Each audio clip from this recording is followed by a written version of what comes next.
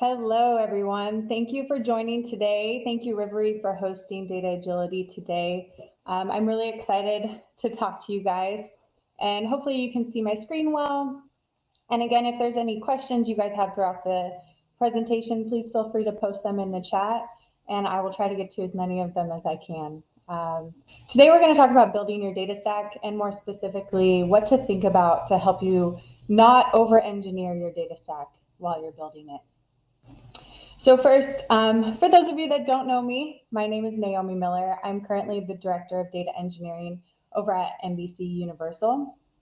I started my career as a true software engineer and made my way back into the data space. I've had the pleasure to work on multiple data initiatives, including data architecture transformations. So that included moving from on-prem to the cloud, and also moving within and migrating within cloud technologies for different data organizations. I've worked on disentanglement of data teams and platforms. So when a team needed to split from one centralized data organization into three and have some ring-fenced data, but still be able to share data securely as needed, we were able to set that up. And then one thing I like to do as well is build out data communities within the organizations that I'm part of. So that allows us to increase knowledge and data sharing, or knowledge sharing across siloed data teams. And one of my favorite things is to also make sure that I'm giving back and mentoring the future generation of engineers. So whether that's through having organizations sponsor senior projects or hosting information sessions or educational talks, that's something that I try to do at least my alma mater, which is Chico State, and then any other schools that I can help out at. And I do want to preface today, this is a very broad topic. Building a data stack takes a ton of decision making. There's a ton of factors that go into it. And I'm hoping that what I can bring today is that at least a lot of decision points to help you decide where to start and where to begin and in building your data stack. At least from my experience, I obviously don't know everything and anything about every single data stack out there, but I want to bring to you at least what I know and what hopefully I can help you with. So let's get started. Some considerations to kick this off with is what you want to think about before you start building your data stack. So what are the key drivers for building your stack? Are you looking to improve performance, increase the volume of data you can handle, or the velocity that your team is able to build? Are you looking to do some type of migration? Again, moving from on-prem to the cloud, or cloud to on-prem, maybe that's a requirement, or cloud to cloud migration. Also, are you looking to build new? Do you not have any data set up at all or any data stack, and you want to start building capabilities and a data environment? Or do you have a very performant environment and you just want to kick it up a notch and you want to expand on current offerings and branch into more maybe machine learning or artificial intelligence capabilities, or even branch into reverse ETL, which I know Taylor from Rivery is giving a talk on later today. So from there, once you know why you're building your stack or what your current environment looks like, you want to think about what your business needs are. So does your business want to know more about their consumer behavior? Maybe know who their consumers are or who they aren't? Do they want to understand how their company is performing? Is it that they're worried about competitors or how they're stacking up against competitors? Or do they want to know more about maybe their supply chain and their products and the velocity that they're selling products and the velocity that they're making products? And is there any bottlenecks that they can pinpoint to help reduce? Or do you want to know about your internal employees and your internal metrics of how your company is running? Retention rate, employee satisfaction, D&I metrics, anything along those lines, or a combination. So do you want to take your sales data and your product data and combine it with consumer insights and make sure you're making the right products that consumers are anticipating to want? And then once you know your business needs, you can start building products for that. So do you want to just automate some reporting that exists take some manual process off of your business and alleviate some of that repetitive work? Or do you want to build some dashboards and other reports that maybe they aren't looking at the data in a certain way yet? You also can build out maybe data discovery capabilities. Do you want to build a catalog to where it's not a curated report that your end user is going to look at, but it's a more search and discover capability that they can use? Or again, more data science, predictive models, what if scenario builders. You know, are you looking to build predictive and prescriptive analytics for your business to become more data driven? And then finally, what does your team look like that's going to do this? So do you have the right composition? Do you have data engineers? And do you have data analysts? And do you have data scientists? Do you have data analysts maybe doing data engineering work and building pipelines? Not that maybe they can't do it, but is that what they want to be doing in their role, or is it what their role should be responsible for? In the past, I've seen teams maybe have too many data analysts and not enough data engineers. So they're missing the data that they need to be able to build the correct insights. So having the right balance there and the right roles defined. Also, is there a community of practice that your team can lean on? Like I previously talked about in my intro, is there a network that your data team can connect into and learn, share ideas, share problem statements, share solutions, and have a place to lean on for support? And then to me, most importantly, do you have change management champions? Within your data team, is everyone on board for what you're building, what you're going to change, what you're going to move forward for? Or do you have change management champions in the business as well? Is the business ready to come along this journey with you and ready to take the products that you're going to build, to give them the insights that they want and know how to use them and understand what that means and what that may change in their day-to-day and help impact in a positive way the decisions they're making and what they're doing? So once you have all of these thought about, it's a lot to think about just to start, but you know kind of what your stack looks like, what you want to change or build, what the business wants to know, the products that could potentially answer those questions for the business, and then the team in place. Then you want to start figuring out what does that mean and what data do you want to bring into your data stack.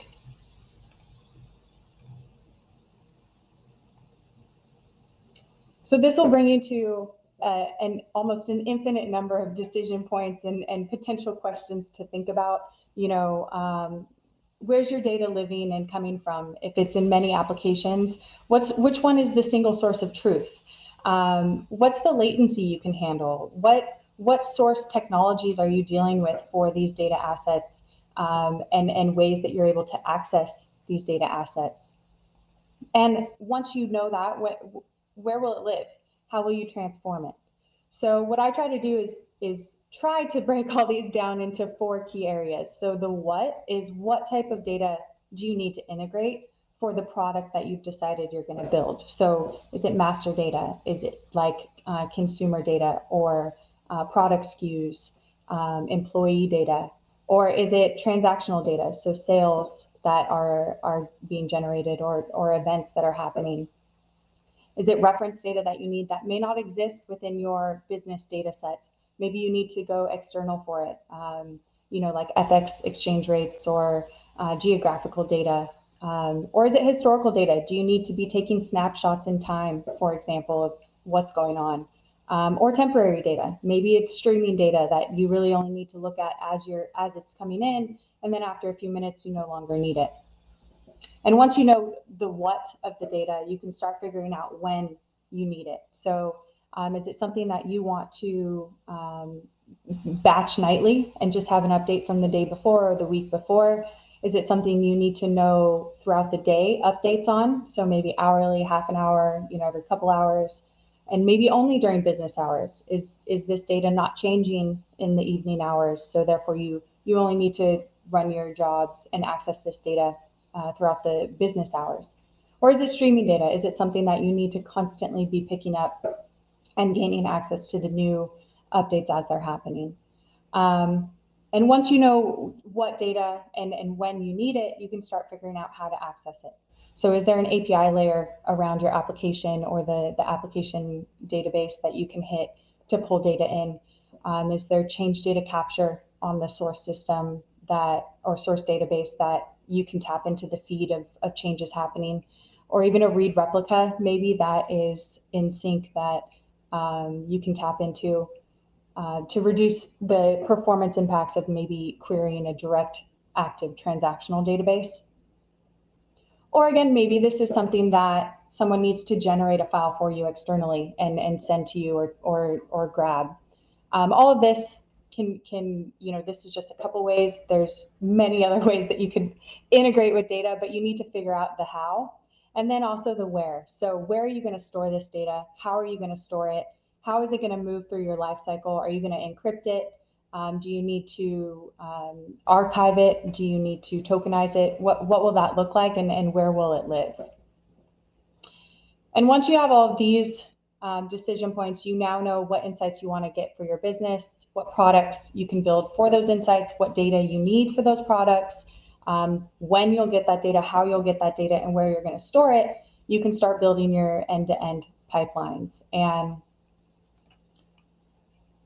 where I like to start is, first things first, commit.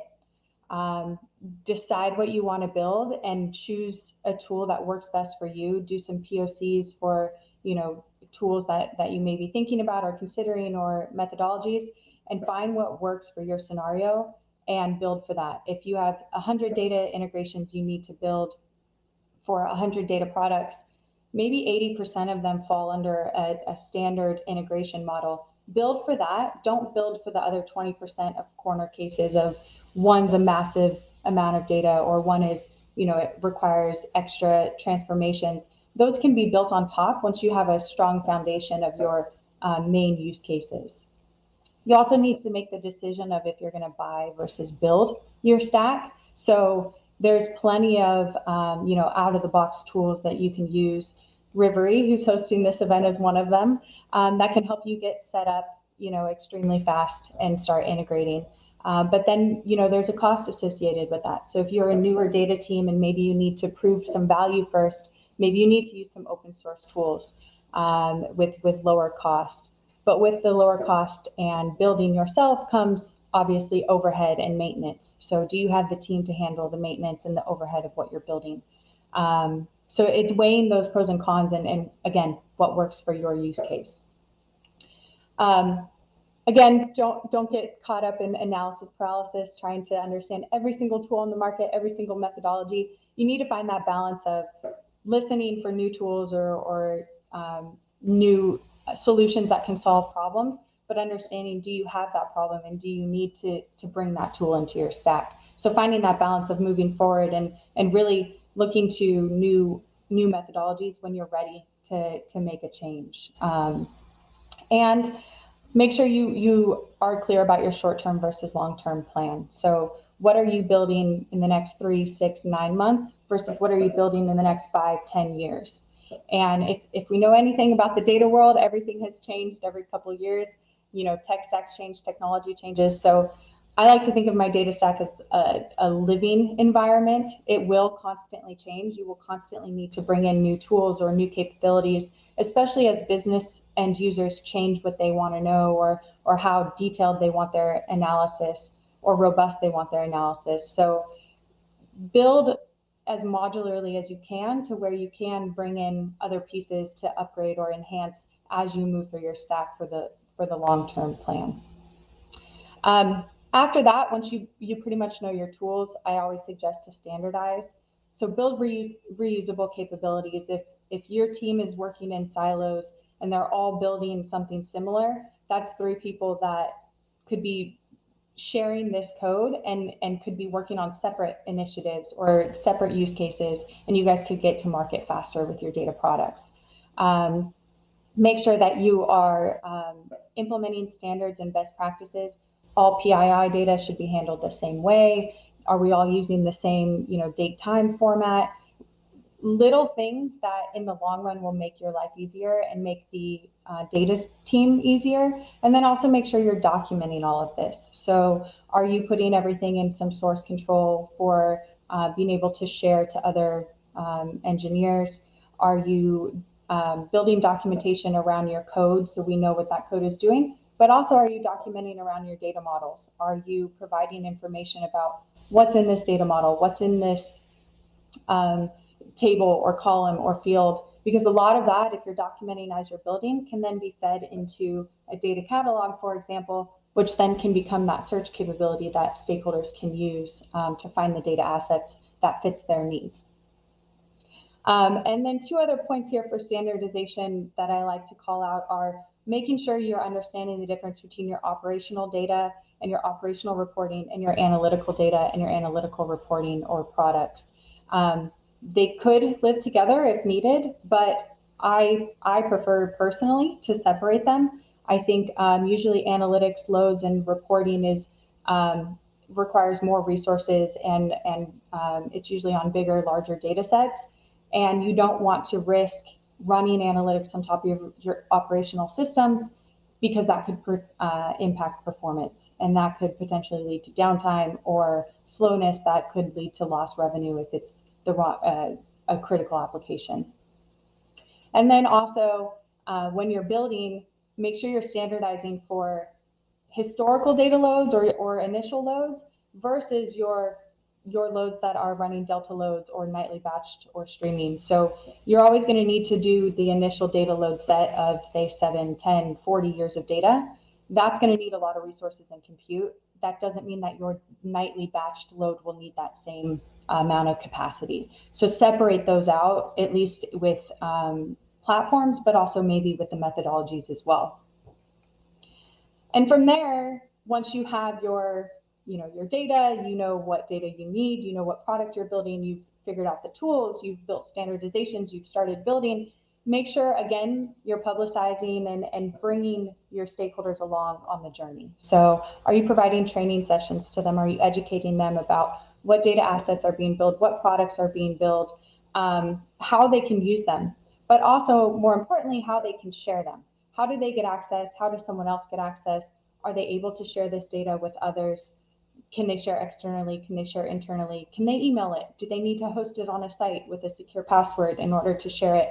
Making sure that education piece happens. And then also building processes to collect feedback. So you've built a product, you've deployed it, your end users are using it. How do you know if you like it, or if they like it, if it's what they need, if it's filling their use case? And how do we get that feedback and then implement it, along with monitoring the usage? So you've built something, it's there, but no one's using it. Let's find out why. Is it maybe there's a problem that we could fix and then it would be more useful? Is there a data problem? Is the data stale? Making sure that you're following that whole product life cycle with what you're building.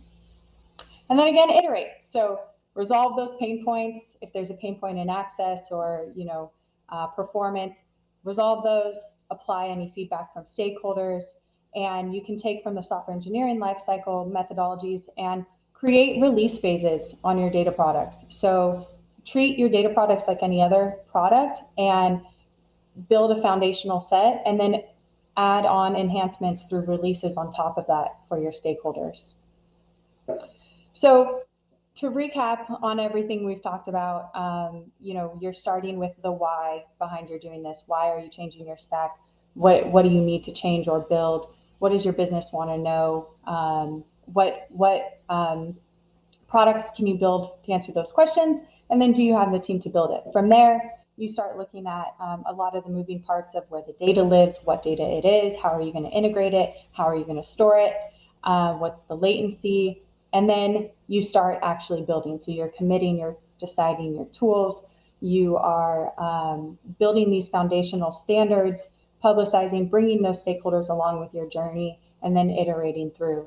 And eventually you'll be able to get to this full circle on the right side, which is integrate your data, bring it into your data environment, store it, whether it's in a lake, transform it, and apply the business rules, build QA processes around it, build the support model. One thing that because again, there's so much about this topic. One thing to think about too is your operations. Do you have alerting? Do you have alerting telling you things are good? Do you have alerting telling you there's a problem? A combination? When to use those different sets of alerting? And also, who's going to fix something when it breaks? Is it the developers? Is it an ops team? How is that going to look? And then you can start automating your releases and working with the QA team to build automated testing. So as you're building again in these release phases, you have some regression testing that you can build into your model. So that went by very fast. Thank you all so much for joining me today. I hope this was helpful. I'm not quite sure of the level of everyone on the call. If you have a data stack, if you don't, if you're an engineer, if you're a business stakeholder, but hopefully at least this brought some insight or at least prompted some thoughts for you to help solve your data stack building problems or pain points. One thing to note is NBCU is hiring. We are hiring for data engineers, systems architects, analytics leads, lead data engineers. We have a lot of positions open. These are the ones within the data team themselves. And there's a lot of other positions open within NBCU. So please go to nbcunicareers.com/careers. And if you have any questions that I'm not able to get to today, please feel free to reach out to me on LinkedIn. Naomi Miller, and it was great talking to you all. Thank you so much. Let me go ahead and see if we have any questions. If you have any questions, please feel free to, like I said, post them in the chat. Cool. So here's a good one. What is it like to be a data engineer at NBC? So it's fun. It's interesting. There's a lot of fun data that we're dealing with. NBC has so many moving parts between, TV shows and movies and live shows and sports that we deal with a lot of different data sets and a mass amount of data. So it's definitely exciting, and we're using a lot of cool, up-to-date technologies and always looking at new technologies, like I was talking about earlier, how do we find that balance of looking at new technologies versus just building with what we have, and we're working out how to really find that balance. So working at NBCU has been great. I love it. Cool. So I just saw another question come in. How do you balance the data ownership between data analysts versus data engineers? This is a good question. So I think there needs to be a really strong partnership there. And I think that when data engineers are building, they need to initially have conversations with the analysts and understand what does the analyst need to build? So therefore, what data model do they need to build off of the data that they're ingesting? So this should be, it shouldn't be that the data engineer builds in a silo and then passes off to the analyst and says, here you go, build your report. This should be a constant conversation happening across the teams and even with the data scientists as well. So what data do the data scientists need? How do they need to access it? Same thing with the analysts. And figuring out at what point, I think what's key is figuring out at what point does that transition happen? Is it when the data is in the warehouse and at a view layer? That's where the data engineer's responsibility stops and the analyst's responsibility is pulling that data into the analyst environment, like the visualization environment? Or is it that the data engineer's job is to get the data all the way to a data set, for example, in Power BI, and then the analyst builds? So I think really building that clear delineation, sorry, of where that handoff should happen at what point in the pipeline will also help be a smooth process for the data engineers and analysts. I did see a follow-up come through. What skills do I look for in a data engineer and a data analyst? Great question. So I have mostly been interviewing for data engineers and a few data analysts as well. In data engineers, I'm looking for someone who has a strong background in understanding how to get data from source systems without impacting performance. So what steps do you take to make sure there's no performance impact when you're sourcing the data? I also look for someone who understands a lot of the different methodologies out there. Do they know when to do, ETL versus ELT? Do they know when to use a data lake or a data warehouse and why? Do they know the difference in different technologies out there for data warehousing and what the pros and cons are? There's a lot that we take into consideration. And for analysts, I think I'm looking for someone who is able to take in an understanding of what the business needs and also build upon that, and really not just take, if the business says I need A, B, and C, and build A, B, and C, but say, okay, you need A, B, and C, but also I think we can build upon that and give you better insights by building maybe B, C, D, or some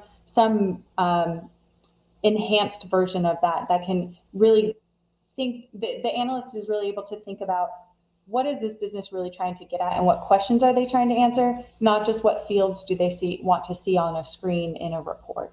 That's a big thing that I personally look for. Okay, let's see, what other questions do we have here?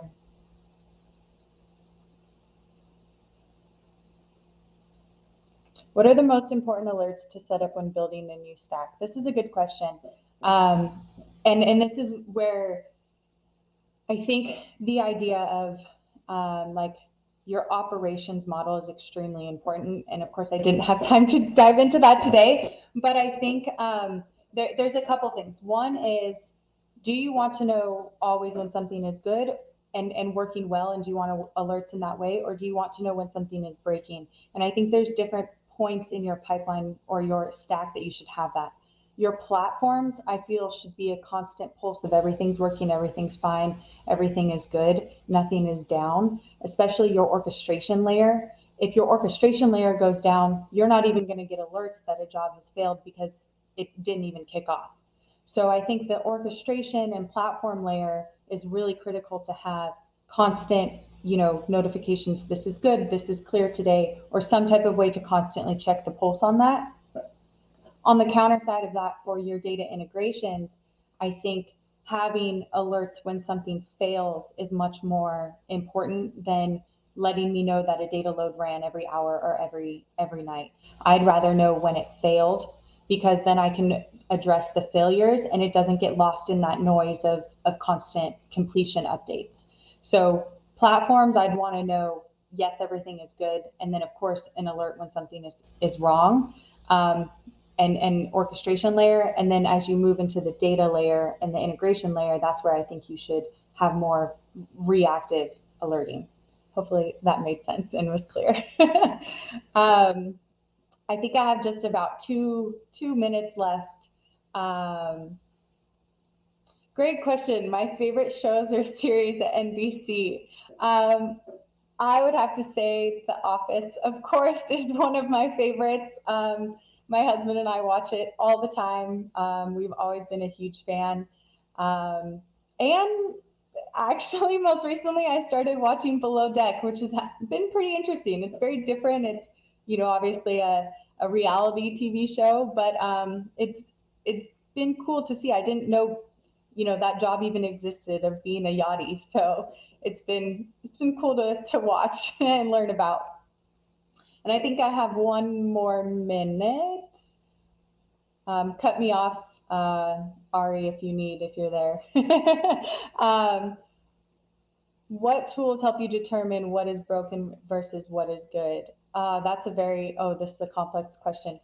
I think it depends on what part of the data stack you're talking about. So if you are talking about the product itself and what's broken versus what's good with the stakeholder, then that can be, feedback or monitoring usage.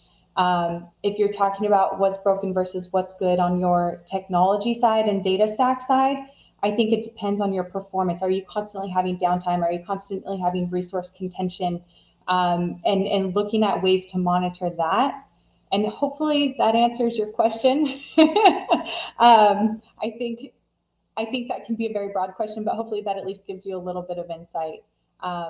So I believe my time is up. Thank you all so much for your questions and for participating today. Hopefully this was useful. Again, if you have more questions that I wasn't able to get to, please reach out to me on LinkedIn. I'd be more than happy to talk to you all. Have a great day.